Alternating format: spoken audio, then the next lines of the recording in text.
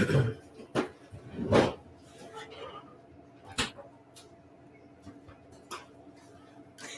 Jazz, I got to ask, are we live or? We are. All right, everybody. Welcome to this week's version of Live with Lussetto. As always, we've got Dan Christensen and Jazz kind of pulling some strings behind the scenes. And this week's guest, we welcome Dennis and Ridge Fry from Fair Valley Performance. I can tell you that I'm really looking forward to the conversation. One, I remember actually may have pulled against you once at, I don't, it might have been Gordyville and Cloverdale back in 09. I think you guys were still pulling at that time. It's possible with Agent Orange. Yes. Yeah. Yes. So I guess we'll probably just dive right in. Where did your pulling roots start? Well, push and rewind. I mean, for me, I grew up on a dairy farm, dairy cash crop farm. And of course, growing up with tractors. And since I was a kid, I loved tractors. I guess it's as simple as that. I loved working on them. I liked tinkering on them. Back when I was a young kid, I loved the smell of diesel smoke. And it's something that stuck with me over the years. And at that point, eventually in my career, eventually I got into the diesel fuel injection industry. And at that point, just one thing led to the other from there. Okay. What year was that you, I read on your website there that you went to college and then later worked for, was it Diesel Injection Services? Right. So in, pretty well known. Basically I graduated from high school in 1985. Okay. At that point, my dad, mid 80s, late 80s was a pretty tough time for farming. It was pretty tough economical times. And I was a farm boy. I wanted to farm. That's what I wanted to do. And Dad said, nope, you got to go do something else. Okay. So out in the workforce I go, trying to find myself. What am I going to do with my life? Right. Just like probably a lot of kids at that point. And eventually I decided going back to my passion of diesel engines, tractors. I decided to go to our local tech school for diesel technology. And while I was working there, I got hired at Diesel Injection Service at the time in Sun Prairie, Wisconsin. And that would have been 1990 when I got hired there. And that's where my diesel fuel injection career started in 1990. Okay. And then later on, you progressed through there and then opened up Fair Valley Performance. And I found this interesting that you actually you must have been pretty early in the game of data loggers. I was. I guess backing up in my career at Diesel Injection Service, which there I started out as a technician in a shop working on rebuilding fuel injection pumps. Mm-hmm. And of course, back in those days, it was a lot different than what it is now. I can remember rebuilding Standardine DB2 pumps off GM 6.2 liters. Like I had like 20 of those jobs in my file. In those days, and that's where I started. You know, that's a long time ago. And just up through. And the one thing I'm great friends with my former employer. Left on good terms, still great friends. As a matter of fact, they're a major distributor in the diesel fuel injection industry, and we have to be 30 miles from them, and we pick up parts every day. So we're blessed to be able to do that. Well, something I'll add too, that community, albeit, there's competition obviously in it. That's a small community. It is. And they all seem to be pretty intertwined with, right. It's kind of a network it's kind of a neat deal behind the scenes a little bit. And it's really getting smaller, especially with the older mechanical fuel injection systems. Now with the common rail, it's kind of a different ball game. Now it's these old timers, they're not out there anymore. So now I'm one of the old timers. I hate to say it, but Yep. I am. And but anyway, through diesel injection service, I was blessed with being able to. I kind of worked through the company there. Ended up working in technical service, and which eventually I was able to travel to all of the. Since we were a distributor, I would travel to all the diesel fuel injection shops throughout the Midwest, and doing like test stand audits, tool audits for Bosch, Stanadyne, places like that. So that was my opportunity at that time. Where really I got to know a lot of people in the industry. Guys like Andy at Diesel Specialties in Sioux City, Iowa. Oh man, I know Andy pretty well. Yeah. Right, Area Diesel, Vaughn and Val at Area. Vaughn and Val. Guys very well, and that's helped me through the industry and in our time here when we started on our own. So anyway, that was kind of my ranks through diesel injection service, and they were very good to me. And at the time, I did at DIS, we did deal with truck and tractor pulling stuff, mainly tractor pulling fuel systems, not to the big extent, but I was kind of the guy that kind of looked that over, and I had such a passion for it, which they weren't that keen about that. And that's really what drove me to start Fair Valley Performance, is to because I had such a passion for diesel truck and tractor pull, and I wanted to do something on my own. Yeah. Oh, very good. That's interesting. I'll tell you, the other thing I take from that is it looks like they set you up to where you went through various aspects of the business that really set you up to kind of succeed on your own too. For sure. Yeah, absolutely. And I give them all the credit in the world for that. And I tell them that to this day, where I'm good friends with the owner of the business now, and they helped me out with that. We just, at the time, I had different interests of what they had. That happens in life, and I went my way and they went their way. But fortunately, we're probably one of their best customers. We buy all of our Bosch product, our nozzles, Stanadyne, Densos, XL, all that stuff from them. So we're good customers of theirs to this day.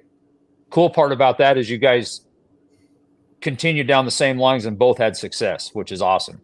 Yeah, for sure. Absolutely. When did you guys get started? I mean, was the Agent Orange tractor your first step into the pulling thing? And I mean, was that kind of a advertising tool for you then? Going back, I mean, let's push and rewind again. Going back to the pulling days.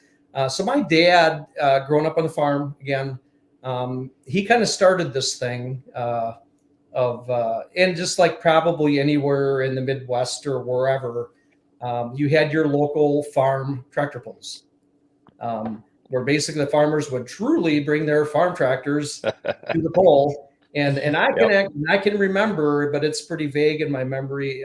I can remember the stone boat. I remember that. Wow. Barely, but that I do. But that was the early, and from there, he would take the tractors, and then us kids, once we got old enough, we got involved. Where basically, we're taking the 190, the Al Somers 190. We had the Oliver 1650. We're taking that. We're all of a sudden we had a Farmall M. We're taking that. We had a Farmall Super M. Yep, we're going to take that. and there we are. Between Dad and my older brother, myself, my younger brother, we all went to these local farm pulls, which is probably, at the time might have been maybe 3 or 4 throughout the summertime. Yeah. But that was pretty cool. That was kind of a highlight of our young career, but that's where it started, the passion, and kind of one thing led to the next. And then of course, again, with my diesel passion and kind of the knowledge in the industry. And of course, then I started learning how, I know how to turn these things up. Yeah. I know how to go put bigger injectors in these. I know how to, I can get this turbo, and that's where it all starts. And that's kind of where it evolved eventually. And in 1999, 98, 99, we with my older brother, we built Agent Orange, a light limited super stock for Badger State. Allenstown was 90, twin turbocharged, and with the rules under 315 cubic inch, you're allowed to run twins. Up to 410 cubic inch, you're allowed a single 3x4, blah, blah, blah, intercooled. And so we did. We started there, and honestly, we ran that tractor for Roxbury Rebel. You're forgetting that. Oh, I did. Yeah, I guess back. I did have a friend where I worked with him on a super farm tractor, a red 466 Roxbury Rebel with Badger State. Short period of time, ended up into the Agent Orange, and but yeah, that lasted for I think 11 years. Agent Orange, and I think the last year was 2010 that we ran, and at that point we kind of dissipated that with the intent on going to like a light pro or whatever. But at that point, I was getting my business going, Fair Valley Performance, and it didn't leave a whole lot of time or money to pursue it, to continue on. And since then, I've been so focused on our business that's kind of where it's at, taking care of outside looking in, and at that time, it looks like your business it grew a lot, from my perspective, and kept adding things and a lot more stuff. And I'm sure you had your hands completely full just with that. We did, for sure. And at the same time, I'm kind of burning the candle from both ends. Between work and full time.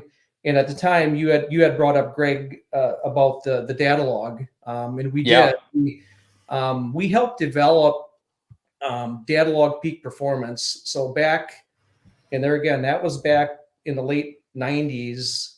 When data acquisition was pretty far and few between. There weren't a lot of players that had data acquisition systems. So I had a friend that basically was the guru, I guess, if you want to call that. I was more the tractor puller marketer kind of guy that kind of got involved. We worked together, and we ran that business, data log peak performance, for a number of years, probably 15 or so. And then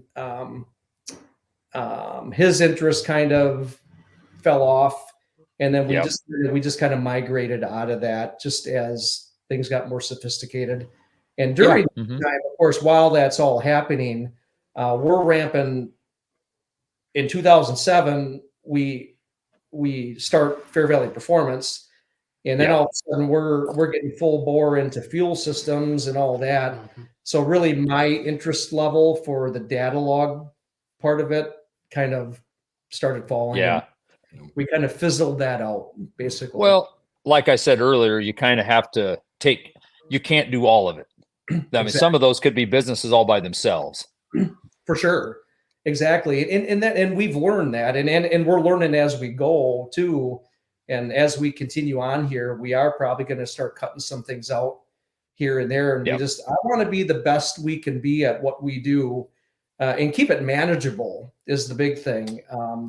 That's easier said than done. We'll get more into that too with the volume of business and trying to take care of customers, trying to be able to get back with them in timely fashions and things like that, which is a problem in the industry. It really is. I mean, it's a problem. I hear it every day. Well, I want to throw my 2 cents in that. I hear a lot of people, I can't get a hold of this guy or that guy, but there's something that I think us as pullers and customers need to remember. When you're doing specialty work, the people that aren't very good are easy to get a hold of. Right. The quality people are busy, and we need to respect. I mean, it's a fine line that we have to weigh, but we need to respect that as well. Right. There is a fine line to that, and that's what we're working on continually. But and maybe I'm jumping the cart ahead of the horse here, but you don't worry about it. And sometimes you got to slow me down, Greg. If I get ahead here, you just got to tell me to shut up, and I'll back up here. That could go both ways.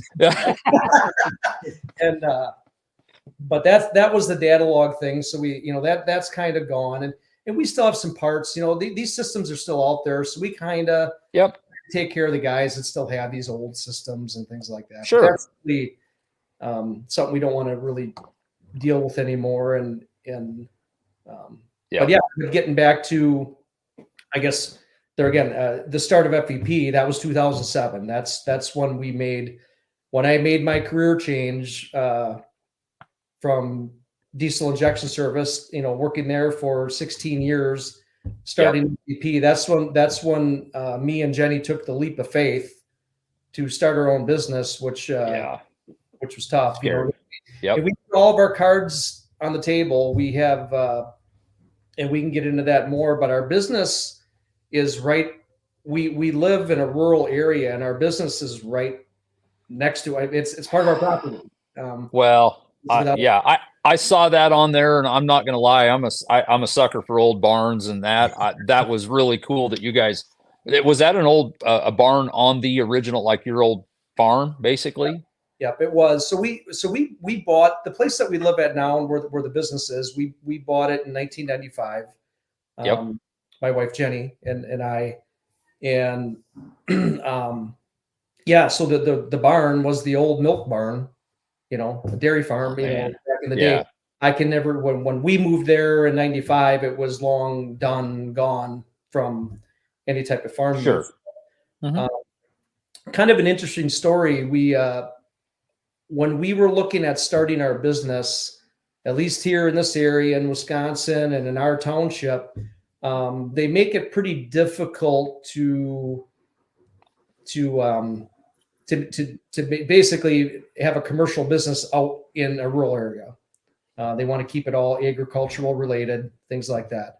However, we found a little bit of a loophole where they wouldn't allow us to construct a building, but we could modify an existing. Okay. And so we kind of took that angle, which really didn't hurt our feelings too bad, because I'm an old farm boy. My wife, Jenny, she just loves that. So we said, you know what, we're going to renovate this barn, which quite honestly costs us a lot more than it would have if we would pushed it over and put up a tin building.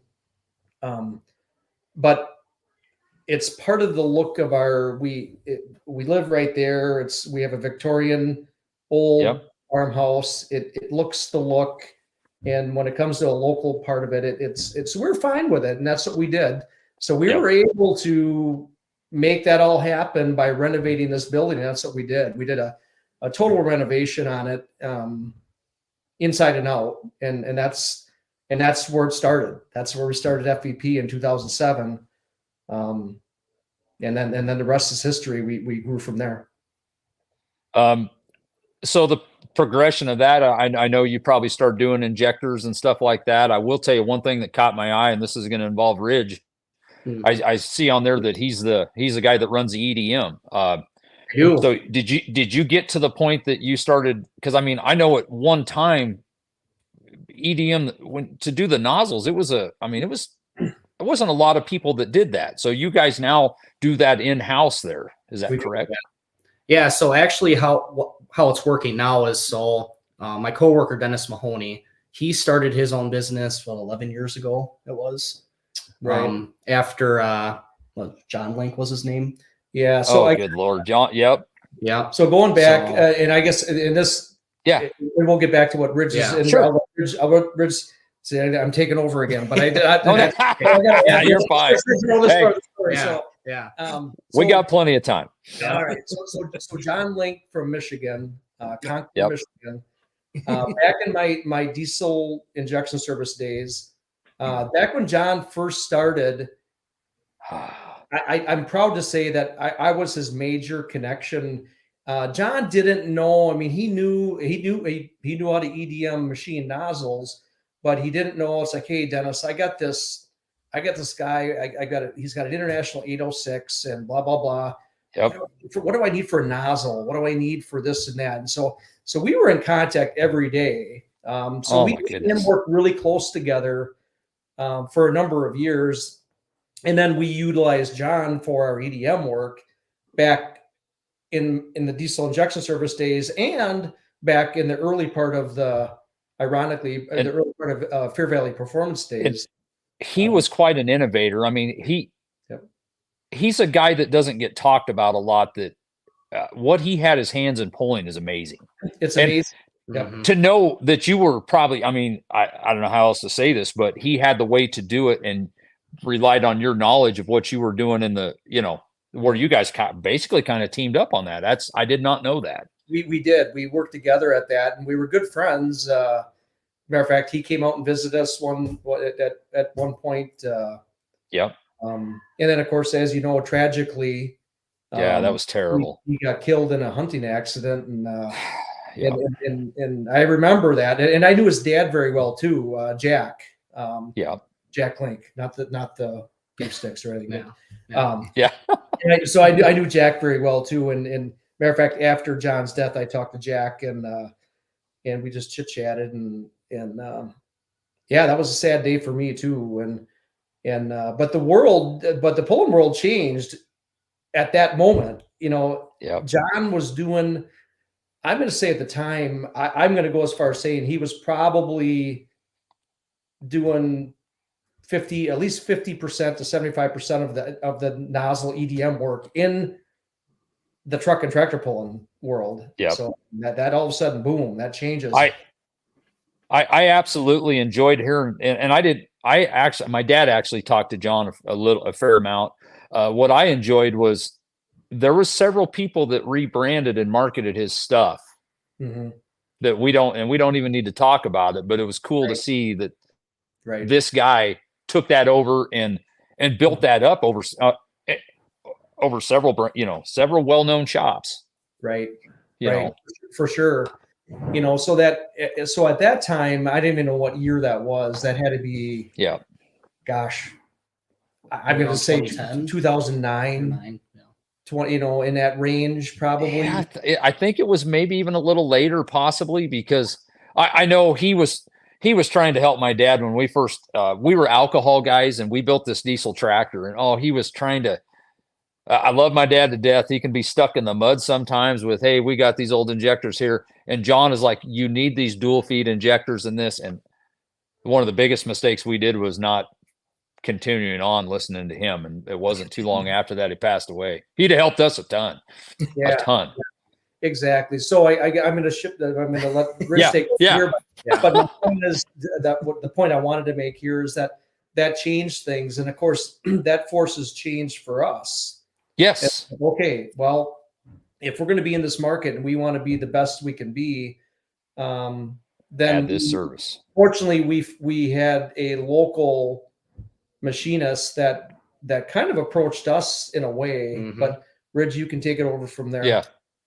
So Dennis Mahoney is my coworker now, but around that time, we're looking. It's like we're trying to find somebody that does something nobody else does, basically.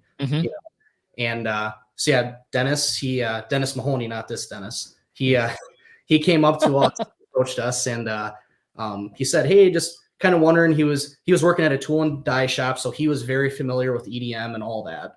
And so we just kind of gave him some different projects. It's like, hey, do this, and we kind of showed him a couple drawings on what we wanted him to do, and he actually went to his work and did it after hours, and came back and showed us the results, and they look great, and it's great quality. And we're like, so long story short, we just kept feeding him more and more and more, and before you know it, he quit his full-time job and started his own place to just do our stuff, because we gave him so much EDM work with nozzles, build injectors, all that. So he actually added on to his house and pretty much built his own little machine shop full of, EDM drills, CNC mill, lathe, all that to cater for us.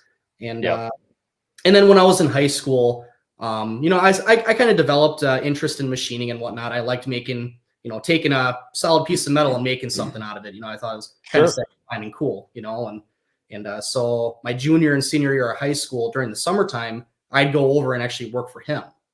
And so it worked out perfect, because it's like, well, I'm doing what we're doing here, and yes, absolutely. Yeah. So it worked out perfect. And then, and he was looking at his future too. He's just like, well, eventually I'm looking to retire. Right. And it's not something that's really easy to carry on to show somebody else, like, here you go. It's just a thing. So we, that's when you and him kind of talked that we would actually buy his business out. Mm. Yep. And the deal was that he come work for us for 3 years, but he's on his second year, but he said, yeah, I'm going to be here longer than that. Don't worry. You can't get So yeah, those are the kind of guys you keep around for as long as they want to be there. Yeah, for sure. And that ended up being we were blessed with Dennis. We would not be where we're at today without Dennis Mahoney. Yeah. And I hope he's listening to this because he made it possible for us. I mean, he's the guy that knew that. I mean, and for me personally, I mean, I wasn't the experienced machinist. That's where I lacked. And so we have a guy like Dennis that comes in that just and all of a sudden he's doing all of our work, and now all of a sudden we have the opportunity to buy him out, which we did. Acquire all of his equipment, move it in house, and acquire him as well. And then at the same time, I tell Dennis, he's kind of the old timer, but then we have the young blood that ends up going to school, which I'll let you explain that, and learns all the CAD drawing stuff and things like that. So that's a great mix when you get the old guy and the young guy, mentality, and that's a good mixture. But you can learn. I mean, you can go to school for it, but then to have that hands-on experience, it's just like a springboard. It's a whole different level. I went after high school. I actually went up to Green Bay at a tech school up there for CNC machining. Went there for 2 years, and I did. I learned all the CAD programming, all the CNC programming, all that, and it worked out great because Dennis, he's an old timer, so he knows all the old tricks in the book, right? And so then I come in with like the newer stuff because he didn't really know much about the CAM software and stuff like that. So he would come in. He's got his through experience. He's like, yep, they tell you this in school, but don't listen to them because it ain't gonna work. Yeah. So just stemming off new ideas and his experience, it's working out really well. So. Oh man. Yeah. That's an awesome story because it's bringing all that stuff together, and just the machine shop without you guys. I mean, it works together. It probably does. I mean, it works okay apart, but not the same. But I can see where it just funneled into just like this perfect storm for you guys. Right. That's crazy. It really was. And he's the best EDM machinist, I think, as far as the quality of our, and now I'm not tooting our own horn, but I kind of am. The quality of the spray holes and things like that. I mean, I've seen some kind of sketchy stuff out there when it comes to, there's a such thing as when it comes to, especially injectors, EDM machine work, it can be clean work or it can be kind of shabby work, and he does a wonderful job. And he's such and Ridge, you're doing some spray holes from time to time, but you got some big shoes to fill, and but we're working on it. And with that part of it, we're the injector part of it's been extremely busy for us. Yeah. Ridge, how old are you now? I'm 21. I'll be 22 in a couple of weeks. So. Oh, a little jealous. We got a question here. Question for Dennis. When was the last time he drove a pulling tractor besides a farm stock? Oh my gosh. Well, that would have been Agent Orange. So 2009. Holy smokes. By the way, Chris asked that question, so he should know. Oh, I gotta figure this out. So are we saying this could have been a leading question here? Yeah. That's awesome. That's awesome. Okay. And then go ahead, Dan. Do you miss it and still have the itch, or? Oh yeah, for sure. As a matter of fact, we it's hard to believe that it's been this many years since we've had a I'm going to say a high level pulling tractor. I mean, Ridge has been doing some farm pulling and having some fun with that, which is good. I mean, that gave him a tractor to work on. You had, and honestly, in the local level, he had a really good season last year. Never got beat. Nope. So, so I said, okay, now it's time. You can make that next step. You got to have success in the level that you're at before you can move on, right? That's always been my theory, and so we are. So Ridge is now building a light limited super stock again. So the Alstor's 190 that he pulled is now totally tore apart, and then that's in the building stages right now. Mm-hmm. I say it is going to be orange, correct? Oh, absolutely. Can I ask what setup? Because I mean, I can't imagine the 301's a tough platform to move on. Or are you staying with an orange motor? It'll be an orange motor. It'll be a D-cubed 426. Nice. So the 410. So now I need you to get to work on some guy that drives a light green tractor and start talking about recast hits. Right. Mm-hmm. Yeah, and we would love to see that, and that's something he's a pretty tough nut to crack. I've talked to him about it, but right. Well, I think now in the world of the recast, we do a lot of work for Brian up at Northwoods.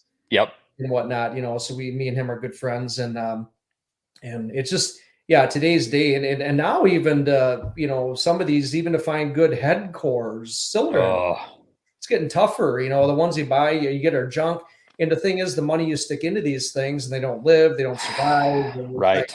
So I would, of course, being Alice guys, of course, we're going to push for right? and it's just the way it is. But so we'll see how that goes. But that is happening. It kind of, we'll see. It won't be for this year, but we're hoping for next year.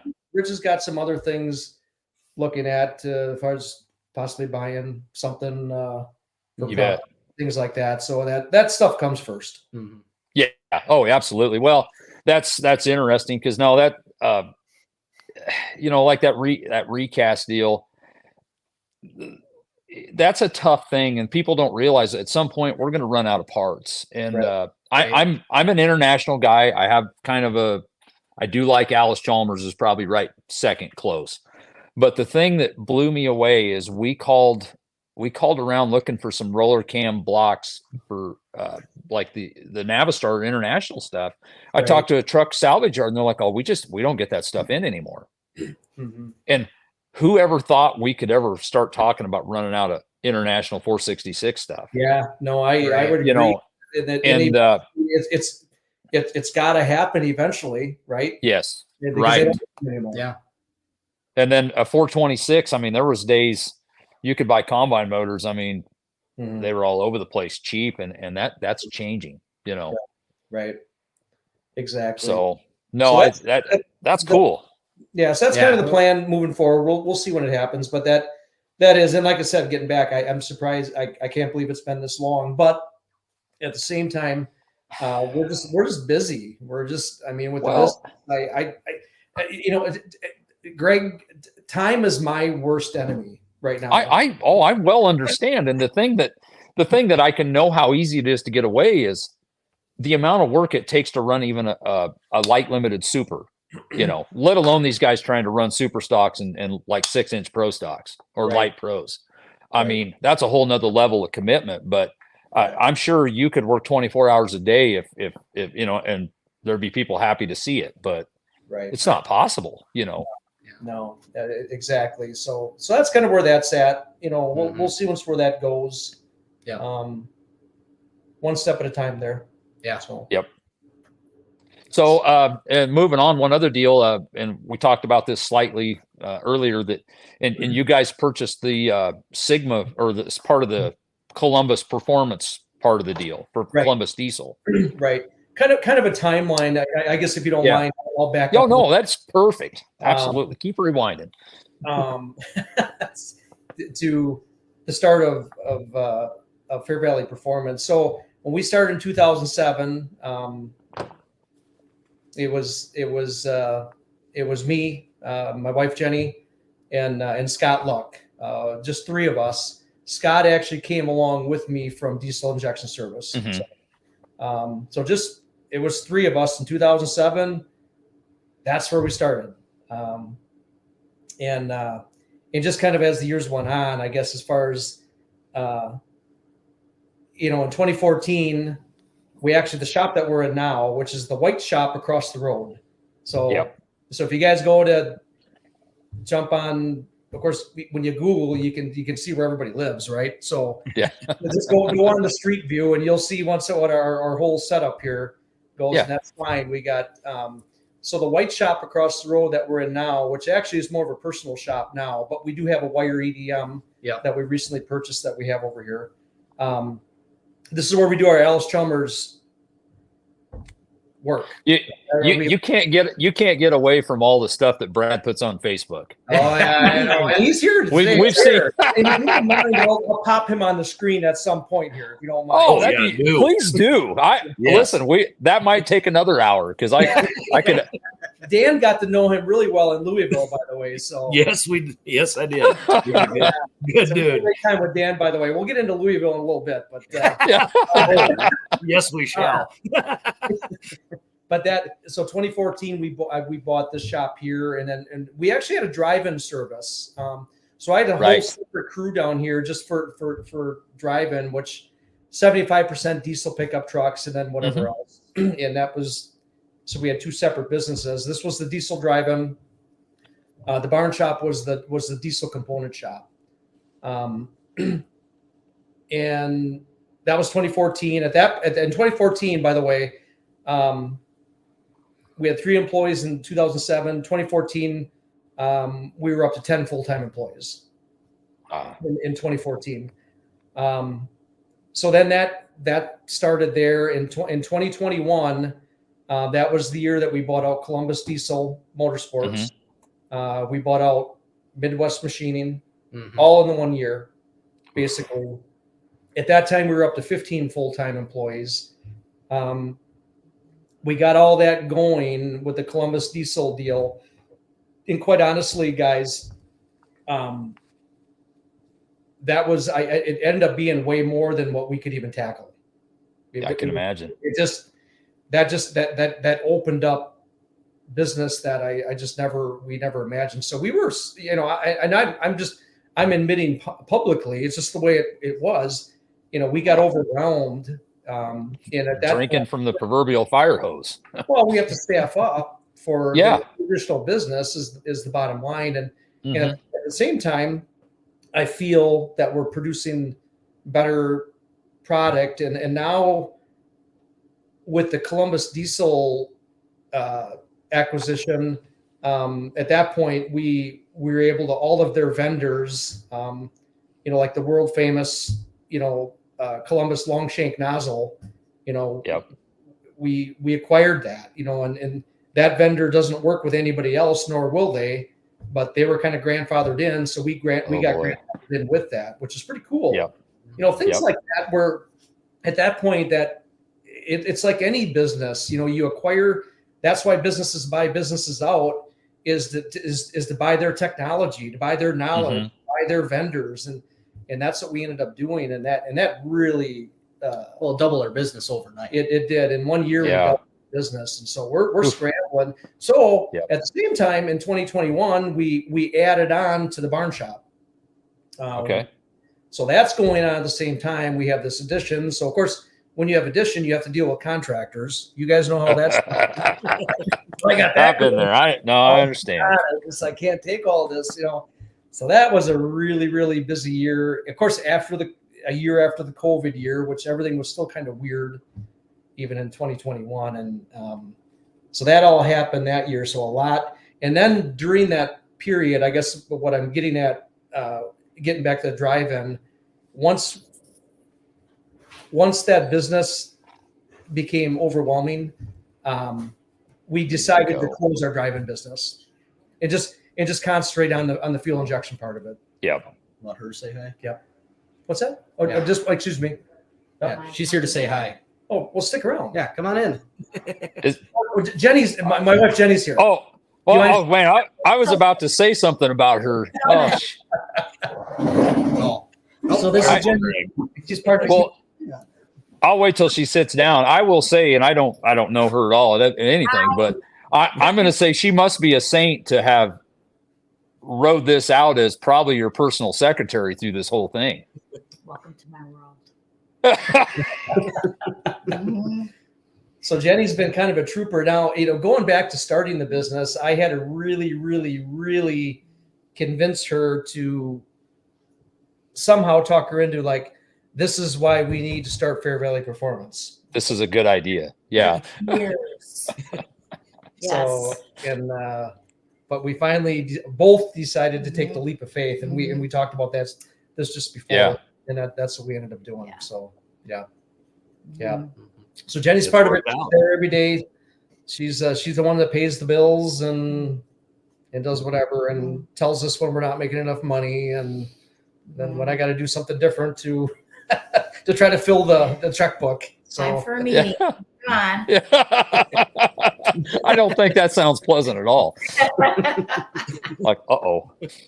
yeah. So anyway, that's that, and so getting back to the Columbus thing, that was really a game changer for us, and that was it's just an experience. We went down to Columbus when we bought them out. I don't know how many loads we brought back.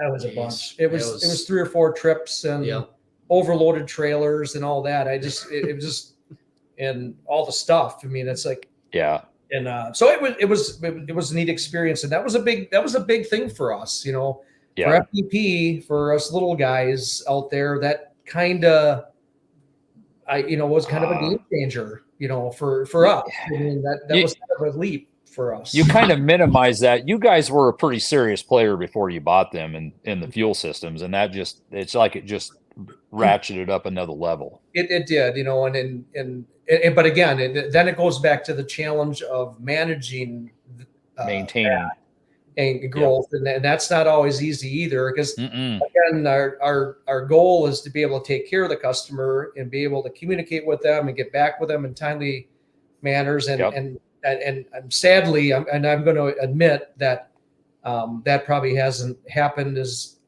well as I wanted to. However, we've added staff. We now have people, and we're going to get there. Any of my customers are listening. It's like, Dennis, it takes 3 or 4 days before I get back with them. It's like, I know, I get it, but do you want me to replay my comment from earlier? It's the damn truth. And I know you're not willing to admit it, but you know what?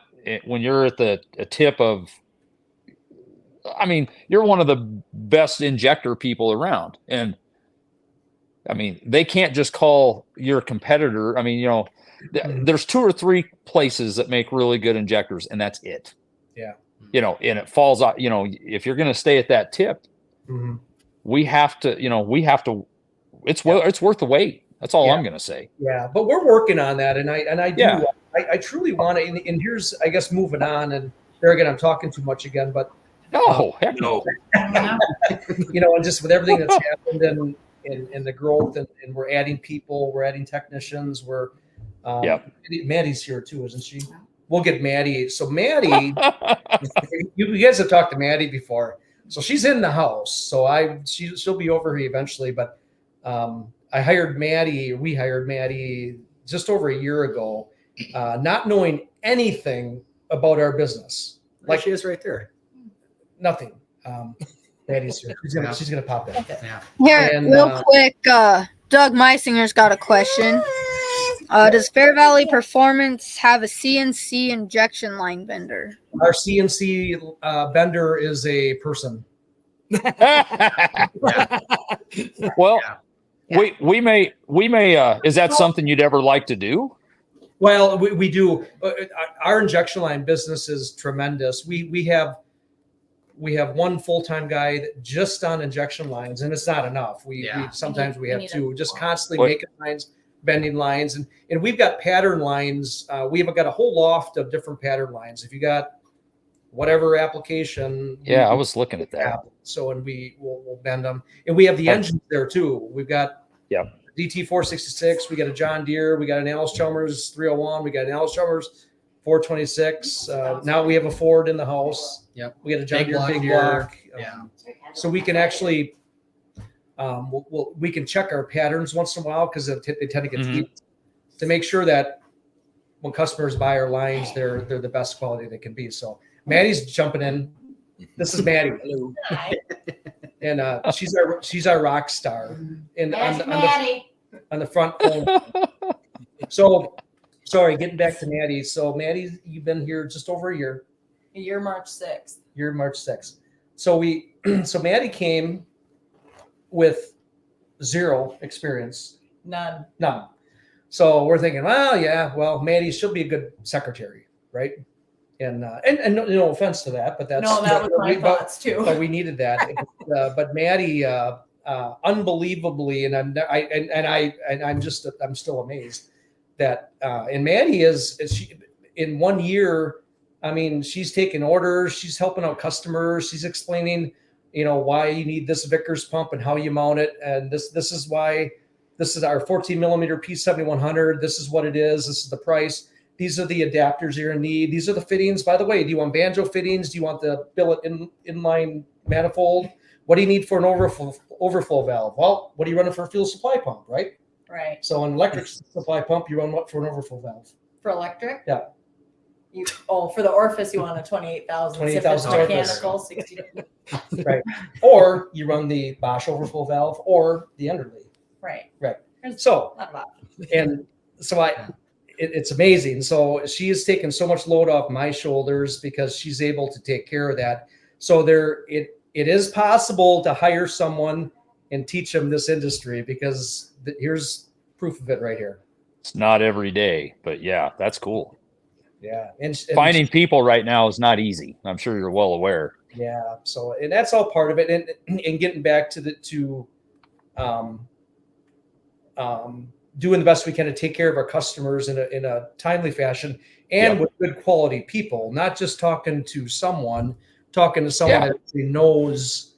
It's like, you guys know how it is. If you call a business, absolutely. And if you don't have faith with the person that you're talking to, you're ready to move on. And, and so she does a great job of that. So we thank you for that, Maddie. So. It's been great. It's crazy how many factors there are. If you miss a small question, whether or not someone new pullers, if your engine's not firing, you could ruin someone's entire engine if you don't know what questions to ask. But no, it's working for FDP has been a great experience, and I plan on staying for quite a while and seeing where this goes. Oh, that's great. Yeah. That's awesome. Doug Meisinger asks how big of the inside diameter? Probably of injection lines. 0.140 is our largest. If that's what he's asking, and then we run the 140s for the big pro stocks. The guys, the big pro stocks, and then with injection lines, our next size down would be 120 ID. But then we got either the 1/4 inch OD or the 5/16 OD lines. Then we also have 93,000s, 84,000s, 78,000s. 105. I missed 105. It is a good thing you got her, Dennis. I know, you're right. I had a couple beers before so maybe I'm not quite as sharp as what I should be. No, you're doing good. I guess I didn't realize you drank. You're better than that now. Fred Petch says they have Fair Valley fuel pumps on their turbines. Awesome. That's great. And Terry Benson's. What?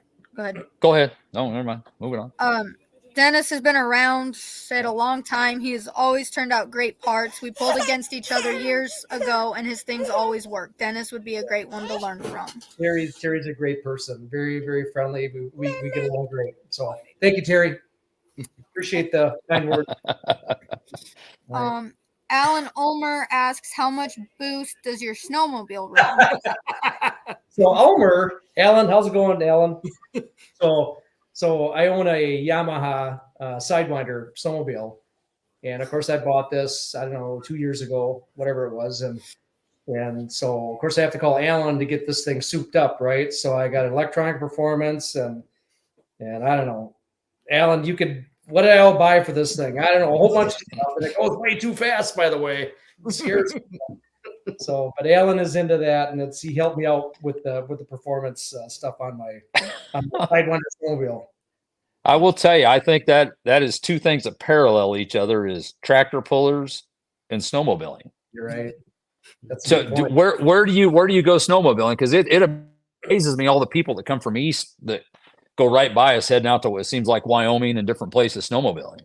Yeah, well, this year was a bad year for snowmobiling in Wisconsin, but we had the trails open around here in southern Wisconsin for about 2 weeks.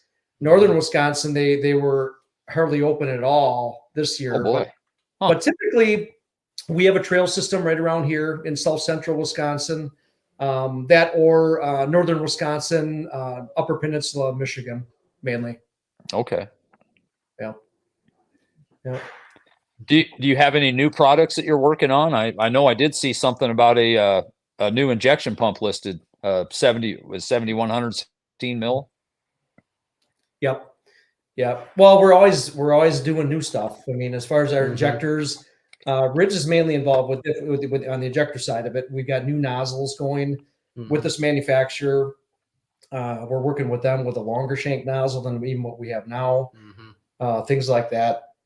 That's always injection pump wise. Yeah, always cam. On our P7100 pumps, we have currently our what we call our X531 cam. That's a 13 millimeter lift cam, which is kind of our rock star right now. That works really well for our 4-1 guys and our light pro guys with our 16 millimeter plungers. We have a billet cam. We had a hiccup, unfortunately, with that cam, but that's going to be a 14 millimeter lift billet cam. That'll even be more aggressive, and so we're hoping for that. We've had it on the dyno and it worked great, but we had a problem with the governor end of the cam breaking off because of the hardness got too deep, and so we had a batch of cams that ended up getting thrown aside and table weights. Yeah, paper weights. You speak of that. The one thing that has amazed me, and I mean, I was a little kid, but I remember some of the old twin turbo super stocks, like in the early 80s. And to see what the horsepower was there at the biggest classes, right, to now seeing literally, I'll bet you some of these S300 tractors are approaching the same horsepower. Yeah. I think a lot of people get lost in that they don't realize that what has changed technology wise. Yeah. It's borderline scary, to be quite honest. Yeah. It's all of it. Engine technology, fuel system technology, as far as that goes. And, when it comes to injectors, for an example, going back to that, because it's such a big part of our business, and spray angles, and we got we call it the Bible. It's a spray. It's a binder full of different spray angles, different applications, different piston designs, things like that. 145 degree, 150, 155 degree. 160. Yeah. It just depends. Hey, if you got an IH hot farm, or you run the truck style piston, okay, yep. Well, the 160 degree angle is what you want to go with. These are the things that Maddie's helping these customers with, as well as us. And we need to make sure. And the other thing that's really kept us on our toes are all the dynos now. Oh my goodness! These things, and the good part of that is that we have learned as well. It's like, absolutely. I thought that would work good with the setup, but you know what? It was a turd. It's like, get it back here. Let's try something different. And we learn that way. And once we figure that out, then we know it, and we don't reveal numbers with other customers based on what we learned from someone else. But let's face it, once we learn that, we can better assist our customer and better your product. Absolutely. For this setup, most likely you're going to make the best power with this combination. Yep. Yeah, and it's that the dyno thing has changed. I mean, it's scary to think about how they did it in the old days and threw stuff together and the trial and error, and right. Just go out to the track and see what happens, Right.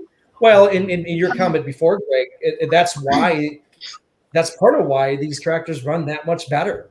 Yeah. These guys have just found horsepower on the dyno.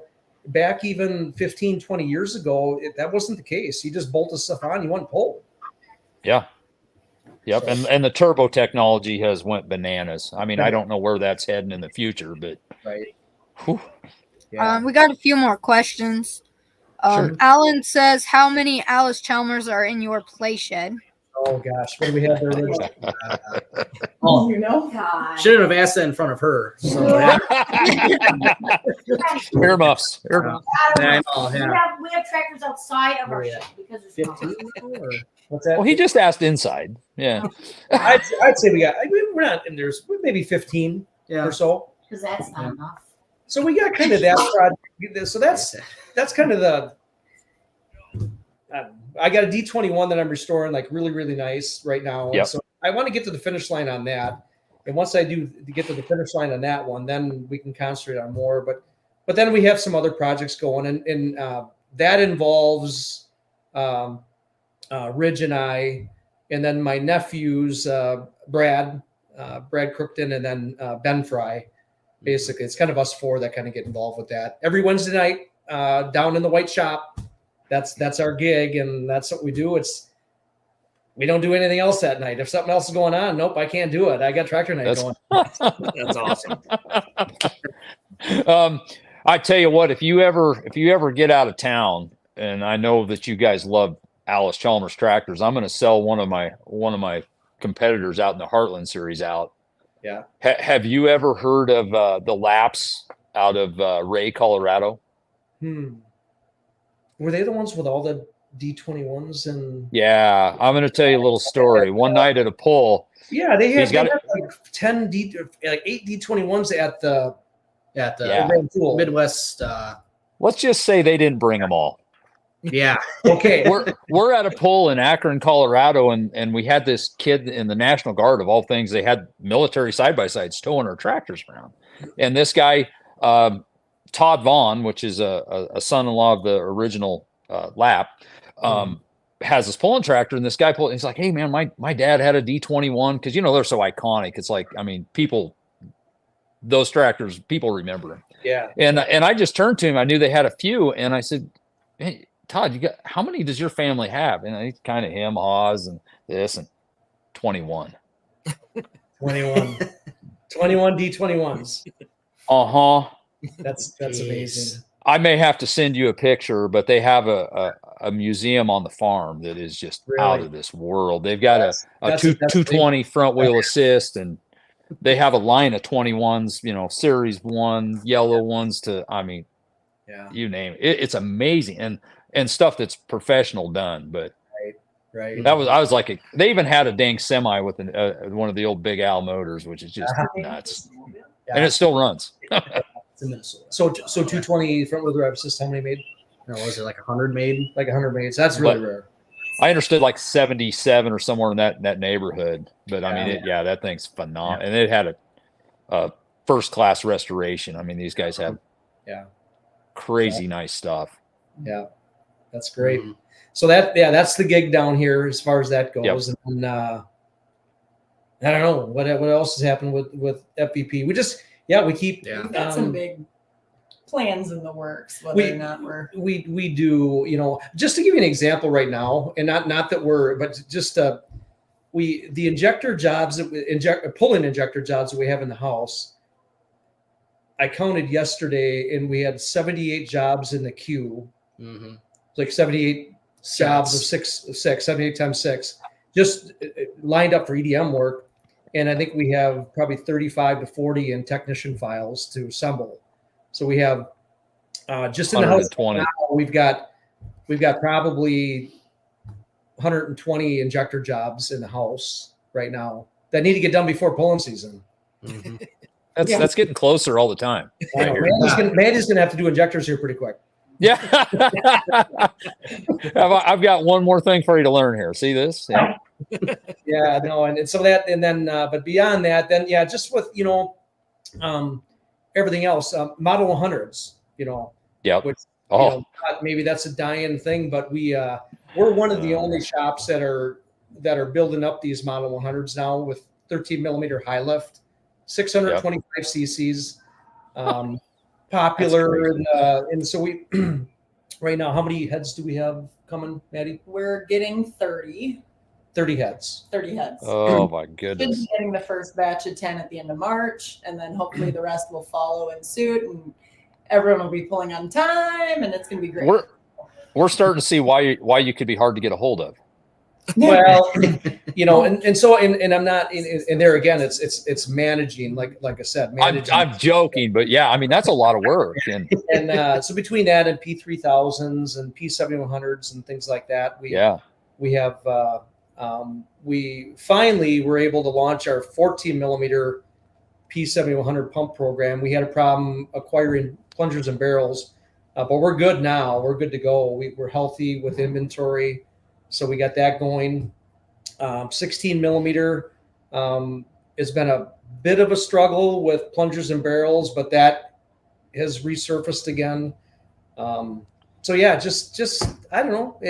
It's like I said before, Greg. Not only me but our business. Time is our worst enemy. We just absolutely. So I have one question, like the 16 millimeter, like 7100s. I assume that's a lot of light pro and limited pro stuff. Right. Correct. Are the light pros hard on them with the amount of RPM they turn? Not really. No. Wow. Because I mean, I remember back and it's probably more P3000 days. It seemed like you hit a certain RPM and man, stuff was not living. Yeah. The big thing now is DLC coating. Okay. So the DLC, diamond light carbon, there's some other names for it. We send our parts out, like our tappet assemblies, the plungers themselves, things like that. Just making these things robust. And that's a big thing of what we've done here. I'm going to say we continually try to improve things to make these as robust as we can, because quite honestly, once this pump is out pulling during the season, I don't want to see it until you don't have time to see it. I don't because that's just, during the season when someone's like a plunger, for example, and that happens. Don't get me wrong. But gosh, sure. We've done everything we can do to minimize that, and it's aggravation obviously for the customer, and it's aggravation for us, and it's a tough thing. So we continually look at ways of how we can improve our product is the big thing. So okay. Marty Samuelson says, how many hours to do one injector job? You're looking at like a set of 6 injectors. Typically, I'm going to say 3 to 4 hours of labor time just for the injector R&R assembly. EDM machine work. Ridge, you can help me out with that. What is it? Like a set of 5, doing 5 spray holes. It's about a couple hours just to do the spray holes. For a set of 6. For a set of 6. Oh, that's a set of 6. Okay. Yeah. But then you, in a lot of cases, so when it comes to the injector, let's go from top to bottom. The body could be billet, and if it's a billet, Ridge makes those in house, and that would all be done with the feed passages and whatnot. If it's a stock bodied injector, however, then we will either convert them to dual feed, so we'll add a second feed passage into the body, or we'll enlarge the feed passage. Depends what it is. Then you've got an intermediate plate, which sits between the body and the nozzle. So there you have a feed passage or passages that get opened up. That's EDM machine work. When it comes to the nozzle, you've got your feed passage or passages. You've got your internal sac area. So when you look at the ball at the end where your spray holes are, that's what we call the sac. You have your internals that we open up, spray holes. And then the pintle tip, we machine the end of the tip. We machine the top of the pintle for more lift. So there's a lot involved. So they're just very labor intensive. And now the nozzles that we acquire from our vendor, a lot of that's already done because they're pulling nozzles right from the factory. But I'm talking more like an OEM nozzle, like a Bosch nozzle that we would modify. But yeah, in the world of our best 21 millimeter billet pull injector right now, dual spring, long shank nozzle. We're quoting them out at $4,700 for a set of 6 injectors. So there's a lot of stuff in there. A lot of stuff there. And you know, it's you know, you figure things out, and that's your power source. You know, you got to have good you got to have good injectors and good quality, and that's just what it takes. And I want to throw you down a route to kind of get you in trouble now. Yep. From your perspective, rules wise, is there anything that you would change or you think is crazy the road we're heading down? Well, I think to a certain here, the one thing I'll say in pulling in general, the one thing I'm concerned about is for an example, let's look at the big pro stocks, you know, or even 6-inch pros classes for that matter. You look at a 4-1 limited pro. I mean, you know, we just had a billet cylinder head in our shop today. You know, that came. I mean, this is a whatever $15,000-$16,000 cylinder head. Just the perspective of the money in these classes. And let's face it, these the promoters are still dealing with a crowd of maybe 1,000 people.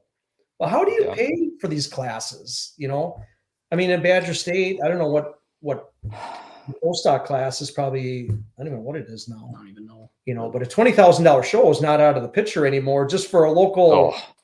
20,000 is not much anymore, unfortunately. You know what, I guess what I'm getting at is, you know, the perspective of that is getting tough, you know, where these promoters really have to go out and look for sponsors and scrape up this money where they can get these big tractors in.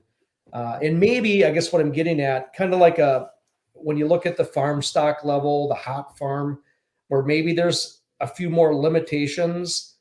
Should that have occurred maybe in some of these bigger classes too, or to try to keep it more limited? Well, the hard thing I look at is, I mean, we can throw whatever number you want to on like the big pros, like we saw got debuted at Louisville. You're taking some really high dollar tractors that are pulling for $1,000 to win. That's my point. It's just unbelievable. And yet, you know, but yet we turn around in the 466 tractors and there are several pretty, a lot of money invested in them for what they pull out at the state level too. I mean, it's not, and I could go down to the antiques. It's across the map. But I don't know where it stops. And the purses, you're right. Some of the purses are still the same as they were 20 years ago. Exactly. And fortunately for all of us, you know, the world of tractor, it's bigger now than it's ever been. You know, I mean, I get involved with Badger State a little bit with helping out and whatnot, and you know, the number of competitors pulling tractors is higher now than it's ever been. You know? Well, and that's your 466 guys spending $7,500 on a turbocharger, and they're buying the $10,000 injection pumps. They're buying the injectors, $4,700 injectors, and this is on a 466 hot farm. And maintenance. Here's $1 per horse. Build a diesel super stock. LOL. Let's moving on. Yeah. You probably know more of that answer than I do. I don't know. Nope. That's above my pay grade right there. I'm down in the little stuff, but let me throw this out there. You speak about all the numbers of tractors. I would be curious to hear your answer of where all, and this might be for your new secretary that knows other stuff. Where all do you get calls from? I'll bet this would be kind of amazing to people. Because states, you know, different states, there's polling all over this country now that people don't really understand or think about. I had no idea tractor pulling had grown to what it is, because I grew up going to tractor pulls. That was familiar. Minnesota. Okay. But no, so coming from my knowledge of tractor pulls, a fair, or, you know, we know there's clubs and all of that, but I figured it was a very United States, this is our hobby, we do that. Well, it's huge in Canada. I think we've got a pretty big following in Ontario right now. Very big. And other areas in Canada. I didn't realize people pulled in Australia. That was a huge surprise talking to Australians, and the time zone makes it a little tricky, but yeah. Germany, Europe, it's just baffling. And I don't know, it's really cool how spread out it is. And I think it'd be fun to get a map out, like a global map, and kind of pin where our pumps have traveled, our injectors, our all of it. And one other thing, we were promoted from secretary, but take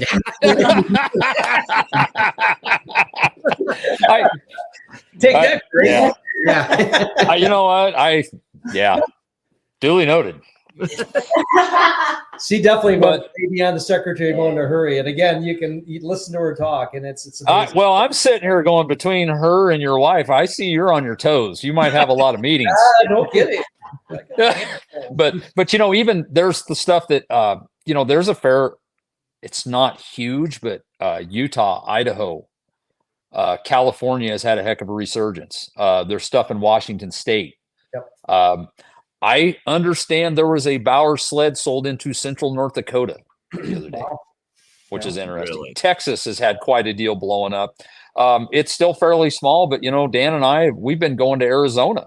I mean, and you look at what happened in Florida coming on as an NTPA member state. I mean, Georgia all of a sudden now has one of the biggest pulls in the country. Wow. I mean, it's crazy to me. That diesels and dark corners has went from a niche deal to a must go to pull for especially the diesel pickup pullers. Yeah. It's crazy. Exactly. So it's all good for us, and we just have to keep up with it on our end, and we're making moves to do that. Like I said, we've had some growing pains. I will admit that, not in quality of work or anything, but probably more so just not being able to keep up like we.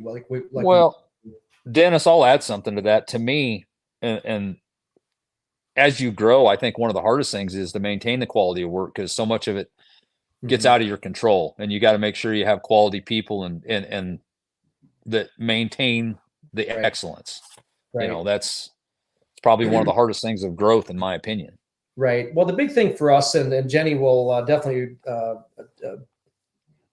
comment on this, but we picking and choosing is the big thing. And the one thing, and we didn't even touch on that, but we do a lot of stock everyday fuel system, injection pumps. The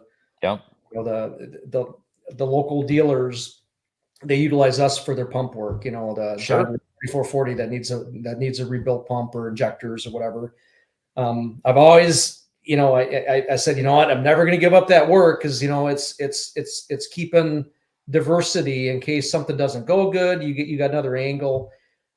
We are at the point now where I'm considering to focus more on our pulling customers, is to basically drop the stock stuff and just concentrate solely on pulling stuff. Number one, as a business where we're out of room. I really don't want a bigger crew, to be honest with you.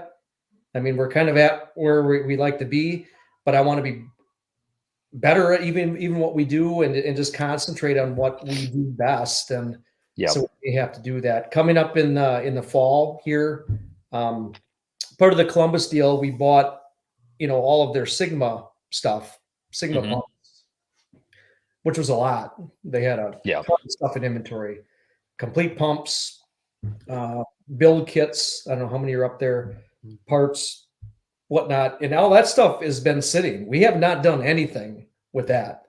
That's all been sitting on our shelf, which we invested into that, but we just been so busy with everything else. But that is going to materialize in the fall. We're making moves on that, and we're going to be able to launch that Sigma program, and so that may be the teeter totter that puts us over the edge, where we say, you know what, we're going to do that, but we have to drop the stock stuff. Yeah, it's been amazing to me over even the last 20 years. There used to be little fuel shops all over, even in our part of the world, and every few years this one disappears. It's getting to be, and I understand it's getting to be more of a niche, because it's not everything's running mechanical stuff, but there's still a need for that. There's a big need for that, as a matter of fact. And the reason, I guess, going back to my employees, so Mark, our service manager, he actually came from my former employer as well. He's been in the diesel industry for just over 40 years now. And I've been in the industry for about 33. Scott, our shop foreman, he's been like in the industry for 31 years. And then we got our guys that have been with us since day one. You know, I counted it up and kind of we have over 150 years of industry experience between all of us. Yeah. And what I'm getting at there is that us old timers, we attract that old stuff because honestly, because we know that. I mean, I know it. Yeah. You know, a Stanadyne DB pump off a John Deere 4020. I got the part number list in my head. I can tell you that. We can hammer that thing out, and we're good at it. We know that stuff. You know, a Model 100 pump that comes in the door, whatever. You know, I got the guys that we've been in the industry for so many years. The problem with some of these older shops, and I can tell you that because I traveled to a lot of these shops, is once these older guys kind of retired and kind of got out of the business, they didn't have replacements to keep them guys up and going with this old stuff. So, so you're right, Greg, that those little shops are going away, and that's why I gotta ask you about one guy to see if you know, because he's a real kind of quiet, almost legend in places. Did you know a George Gulab? George Gulab. He's not ringing a bell. Des Moines, Iowa. Oh, Des Moines. He was a character. He was another guy that Des Moines Diesel. No, I don't think so. He had his own little shop. He was every dealer used to have their own little pump shop, and he was a guy through International, and then went out on his own, and he did a ton of pulling stuff. But he was a kind of a crippled guy from, I think, Strawberry Point or something, just east of Des Moines. You never know. Back in the day, there were a couple little shops out in Iowa that I know at the time were closing down about the time I kind of got into that. So he might have been one of them. He was probably right in that time, honestly, because I think he passed away, and he was a character. He's a guy we thoroughly enjoyed, and he helped us out, little stuff here and there. Yeah. Awesome. Yeah. So that's the gig right now, I guess. I don't know. What else we got going on with the business? No, not a whole lot. Not a whole lot. Right. We got a whole lot going on. I think that's going to be a big change. Big change. Running around, that's what's going on. So, Dan, you want to ask him the question you ask everybody? The one I ask off air or on air? We're on air, Dan. Oh, okay. Which Still got to be good. About what would you drive if you could drive anything? Oh, the Rusnet question? Yeah. Yeah. If you could drive anything, what would you drive and where? As far as pulling. As far as pulling tractor. You start. Yeah. Okay. Well, it'd have to be orange. Yeah. It's got to be an that's Alzheimer's. Honestly, I would say pro stock, with orange skin, and then whatever else underneath. I probably work with Robbie Lemke, so it's going to have the billet, if you want to call it the green block or whatever it may be. That would be, if I'd have money that it doesn't matter. That's a full blown big pro stock. And where would you pull it? Do you have a favorite pull? I'm gonna say Toma for us. Yep. Toma. That's a classic. It's been over an hour, guys. We have my cheese curds. Oh, I recognize that voice. Oh, no. No, you're supposed to come in. Okay. No, get out. That would be that. How about you, Rich? What's your gig? I mean, I'd probably like to pull down in Bowling Green. What I would want to pull, though, it'd probably be a diesel super stock. I think would be pretty sweet. A heavy super, like Youngblood, for example. That'd be pretty cool. Yep. So. I'll throw another one of my favorite old tractors was the old Gutless General. Did you guys have any part of that? The old Light Pro? No, I can't say that we did. Do you remember that tractor? It was. I remember when Light Pro first come out. That thing, and I was shocked to see it. And what it was like a maroon belly or something. 70, 60, and he was doing very well with that Alice. Yeah. Yeah. That was cool to see. Yeah. No, absolutely. Okay, what about her in the back? What does she want to drive? You know, judge me all you want, but I love watching the garden pullers because it's so comical watching this tiny little thing pull this huge amount of weight. Take it easy, Oh, Greg. no. I thought she was going to go with the big guy on a little tractor. Hey, poke your Brad Cookton. He's the one that posts all that. So, yeah, he got tangled up with Dan down in Louisville too. I did. It was fun. Yeah. We were talking. Was Dan with you guys on the late night crew or not? Well, yeah. If it was late at night, Dan was there. Exactly right. So me and Brad actually went back to the room. Yeah, I'm getting old, so these guys they all went out. Him and Meister. Where's Meister? I thought Meister was going to be on here. He had to go to a school meeting. I was going to say he probably had a meeting. Meister popped up here earlier in the comments. Yeah, I spoke highly of you guys. I don't know what that's all about. And by the way, you guys will be on my video next week from that side of the shop over there, which you can't see. But speaking of Louisville, we had a great time, and Andrew Meister and gang. Great customers of ours. Matter of fact, Andrew's one of our best customers, and he believes in us, and he has for a number of years. You know, and the great thing about Andrew is he has believed in us, and if we send something out that doesn't quite work like he wants to, he'll call me and let me know, and I'll say, you know what, dude, let's try this, let's try that. You know, he's got his own dyno, and we keep working with something, and when we bang it off, he calls, and it's right on. Well, that feedback's exactly what you need to get better too. All right, I have my cheese curds. I'm out. Okay. Yeah, so no, them guys are great, you know, and fortunately in Louisville, as part of the Columbus buyout, they had their suite that they had reserved over the years, which are hard to come by in Louisville. I think there's probably a waiting list, I would imagine. Oh, yeah, there is. For them. So we had the opportunity to take that over, and we did. And that's really cool. That's really added an experience. And hopefully, Dan, you had a great time there. And it's a whole different way of when you're with that atmosphere. I think it's great. Oh yeah, Probably did. Go ahead, Greg.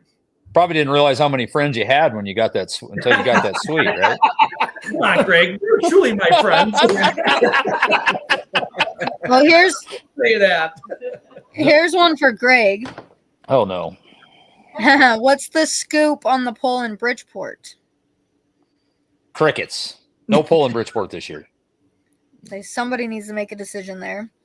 Also, Marty says Andrew's I have my own meetings. Okay. Awesome. Yeah. Marty said Andrew's wife Brooke is his cousin. Oh, cool. I didn't realize that. Andrew married his cousin? I knew there was something going on. Wait a minute. Did I can't read very good without my other glasses, Dan. Did I miss something? Here, I got some you can borrow. Brooke is Marty's cousin. Catch that? Yeah. But okay. No, as far as Louisville goes, it was a good experience, and I thank you guys for letting me hang out with you guys for 4 days. Quality people. I tell you what, I got to spend a lot of time with them and get to know them and hear some things about them, and they're great people. I don't think you guys got a bad bone in your body, and look forward to doing some work with you. Actually, we're going to try some of your stuff this year, and I'm pretty excited about it. So, we appreciate that. Yeah. I got to rub elbows with people I thought I'd never ever meet, and they were all good people. Yeah. You know, you get up into that echelon world of pulling, and you kind of wonder how those people are going to be. And I told Dan he's new to this game because, man, there's a lot of the big time people when you really truly get to meet them and know them a little bit. There's a lot of really quality people in this game. Yeah, there is, and it makes it this. I mean, we all have something in common. You know, we have. This is our path, right? I mean, that's there's something wrong with this. Probably is a lot of it, but yeah, we all know that. But no, and that's just that. And going back to just doing business and whatever. The one thing I want to comment on is and I talk to a lot of guys, and in some ways in this industry, it's like, some vendors are like, well, if you cross that path, if you go away from me, it's like, if you run my pump, you got to run my injectors, you got to run, and don't cross my path. For us, if someone's running a competitor's injection pump and they find out that our injectors work better, that's fine. And we service a lot of competitors' pumps. We have how many up there now? Yeah. I tell guys is, hey, dude, that's fine. We can check this pump over. Let's set the fuel. There's no, I don't know what the word I'm looking for. Conflict. Yeah, there's no conflict there, and I've never felt that way. And that's the approach that we take. And I just want to be happy. I want my customers to be happy. I don't want any tension. When I go to Louisville, when I talk to customers, I don't want to have to watch my back. That's the kind of people we are. I'll tell you what that tells me. And I'll just put some words in your mouth for you here. You're confident in your ability and your product. Right. And let it be. You can't be there. You can't do everything for everybody. Right. But as long as you put a good quality product out there and take care of it and let the chips fall where they may.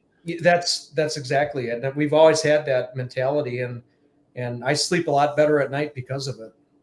Yeah. No, that's pretty cool. Yeah. Yeah. Cheese curds. Yeah. Cheese curds. Yeah. See, we don't have that stuff in Western Nebraska. So. Yeah. Yeah. Well, man, Dan, you got anything, Dan? Go. No, on. No, I just, like I say, just spending time with you guys and seeing the people that come up and talked with you and everything at Louisville. And I mean, you can see that your customers truly believe in what you guys do and trust your guys' work. And like I say, I had to listen to it all the way down to Louisville and most of the way back, about you guys. And you've got some people that truly believe in your guys' work and what you guys do. And that's awesome. Yeah. Because I hear, you hear a lot of different people's opinions about people that make products. And I've never heard a bad opinion so far about what you guys are doing. Everybody's got an opinion or two. Oh yeah. Yeah, exactly. And we do our best. I mean, I'm not saying there can't be that one that slips through the cracks for whatever reason, but man, we do our best. We do our best to keep people happy. And like I said, if we don't get back with someone that day, and Maddie does a great job. I mean, I'm out there at 5:00 in the morning. Maddie comes, and at 5:00 in the afternoon, it's like I got to at least get out of the shop for a while. I just got to. A lot of times I'll come back and whatever, but I see Maddie out there till 7, 8 o'clock at night sometimes, and she's missed dedication. She's I got to clean my desk before I go. I got to get back to this guy, and now we're working Saturdays just to try to keep up a little bit, and so dedicated employees, and that's I always say, as an employer, you have to surround yourself with good people. Try to find people that are smarter than you, which I have accomplished that, and like Mandy, and just that's what it's all about. I mean, I can't do it on my own. I could back in 2007, 2008, I could take care of every one of my customers. But as we grow, we have to find ways of having qualified staff to be able to take care of them. And we truly do have those people in mind. So, well, you're getting a good pet. I am. Yeah, This is she's going to go home with a big head. Yeah, that's right. I'd ask for a raise, man. Yeah. It's going to be a meeting tomorrow. Yeah. So. Yeah. Yeah. Okay. Well, that's the deal. That's our gig. Awesome. No, very good. Well, I guess, Dan, if you got anything else? I got one question for Ridge. So this light limited super you're building or whatever, have you got a name figured out yet? Or so there's a little story on that. Oh, Actually, I should go grab that picture, could you? Oh, she's too busy shaking her head at where this is going. Yeah. There's a battle. Of So dogs my between them. tractor that I pulled and farm, it's right here. So I'll try and that's my high school senior picture there. Yeah, there's a case of Busch Light, but it's not open, so it's perfectly legal. So anyway, it's rustic paint and whatnot. And years ago, we called it Faded Orange because it had faded orange paint on it, and it still does. And the name just stuck. So we'd go anywhere, it's like, oh, there's Faded Orange, and and obviously since theirs was Agent Orange, it's like, you know what, we're gonna leave that be. That was its own tractor back in the day. So that'll be what the name will be, is Faded Orange. So okay. And I'll have a paint scheme to kind of, obviously not rustic like that, but it'll fade into something to make it work. So okay. Yeah. Because I'm gonna do the mic drop and walk out of the room, but Andrew and Tristan and I had a name idea for it, and we didn't know if you had, so we thought we were thinking Foxy Lady. So you know where this is all right. Hey, I know what that. Dan, what happens in Louisville stays in Louisville. is there a place in Louisville called that? Wait, what? Oh. Yeah. Hey, no, Dan brought it home. Yeah. We and Dan behaved ourselves. We went back to the room. Yeah. Well, you never know. There might be a little part of the tractor that's got something. So we give out all the secrets quite yet. So Understandable. Yep.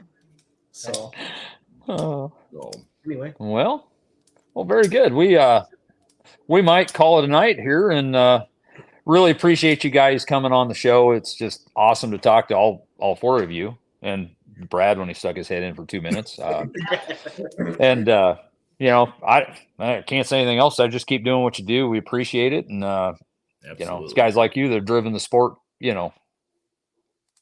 Just keep elevating. We will, and we appreciate what you guys do, and things like this. This is great. This is great for the sport, and this is why I think tractor pulling continues to grow, is because of the social media. You think about that 10 years ago, this stuff didn't happen. And now people kind of get pumped up about it. Just you get online, you hear things like this, not because of us, but I mean. This type of stuff in general is a wonderful thing, and you guys stick a lot of work into it, so we appreciate that too. Well, and we're excited, and us for our end of the deal. We run a small state group. I mean, we're talking smaller than Badger State, but it's also given us a platform with when we teamed up with Outlaw to live stream our events even. So, right. I mean, both of Dan's friends can watch him run every night. It's kind of cool. That's awesome. Damn it, I didn't catch that right away. That's okay. Yeah. Oh no, Dan's got a few more friends than two. I mean, he bought a dog, so he's three. I had to get one somehow. So, all right. Well, we'll go ahead and call it a night. Again, thank you so much, and hang on there just a second before you hit the red button. So, all right. Well, thank you guys. All right, guys. Yep. Thank you, guys. So Thanks, take guys. care.